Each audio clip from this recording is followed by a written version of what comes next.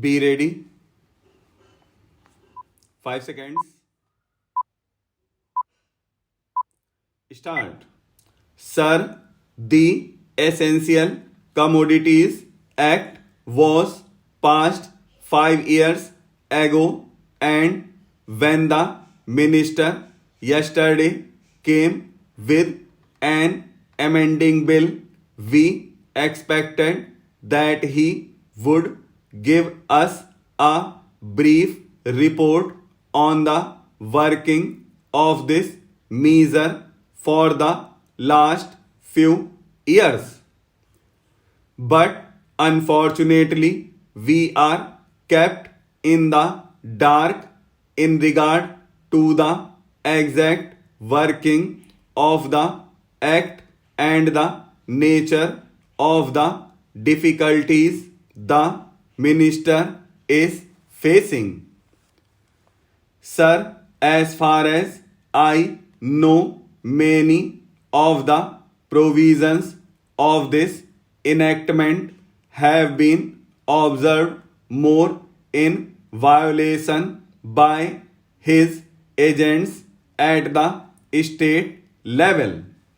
The food minister may be very earnest, may be very able, and may be very anxious to see that the various provisions of the act are implemented in the most effective manner at the state level.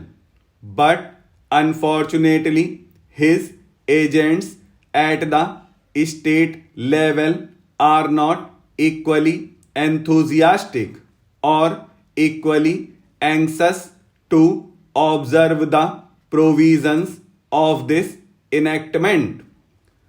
The most important objectives of this enactment are to control the supply and distribution of commodities and to maintain a stable price level.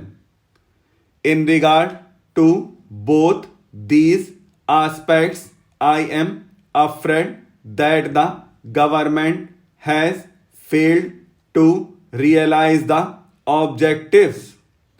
In view, sometime past when there was scarcity of food grains, attempts were made to make procurement from certain wholesale merchants and from rice mills.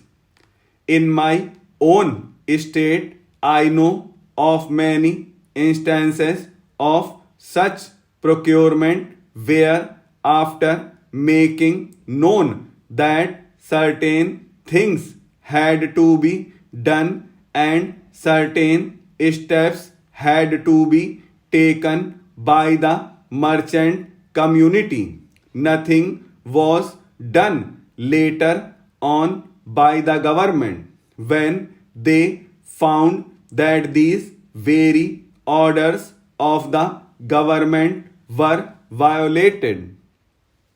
As a result of the violations, there was a consequent rise in the prices of food grains. In respect of other commodities like iron and steel, paper, etc., we see a lot of speculative activities, but the provisions of the act have not been brought to bear on them. Perhaps no case of prosecution was launched against those people who contravened the various provisions of the act. We are interested to know in how many cases the government have taken steps to prosecute individuals who have violated the various sections of the act. The minister said that the powers under the Act were not adequate. We sympathize with the Food Minister, but I want to know what action has been taken in this regard by the various state governments. In regard to the amending provision, I want to know from the minister what would be his difficulty even if minor offences are taken to courts of law. For instance, the Motor Vehicles Act deals with various offences, both major and minor, and various minor offences under the Act are taken to courts and people are prosecuted. What is the difficulty in taking these cases of a minor nature to courts of law? There the people will have some safety that they will get a hearing, and if the offences are really offences, then they would be prosecuted. Otherwise, they will be acquitted.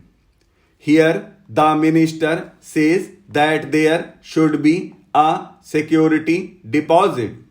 If there is a violation of a particular provision of the enactment, then the executive authority will have the power either to confiscate a part of the amount or the whole of the amount.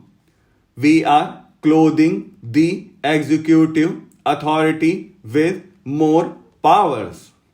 I do not grudge giving powers to the executive authority, provided they are used properly and effectively and in a most fair manner.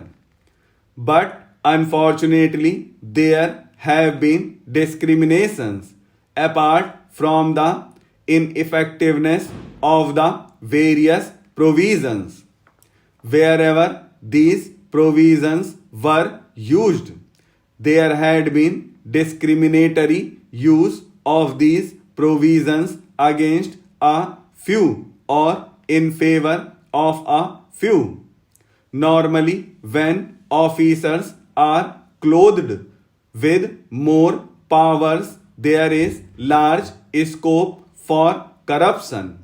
I feel that it would be desirable to avoid such malpractices, and it would be desirable. I think that even for minor offences, the parties should have a chance to defend their actions. I do not think that this problem of dealing with minor offences will become complex or complicated in any way if we take them to courts of law. I want a reply from the minister in what way he is suffering from a handicap in dealing with minor offences or offences of a technical nature. The honorable member made the point that even if this thing was acceptable to the House, he did not know what amount would be demanded as security. So the minister should tell us what amount is normally expected from a licensee in all cases and what the offences are which are of a technical or minor nature which he has in view. We are not told which are major offences and which are minor offences. Clarifications on these points are necessary. I wish that the act which came into effect long ago was implemented properly. I know that the minister here is very earnest in implementing it, but his colleagues at the state level and at the central level are disappointing him.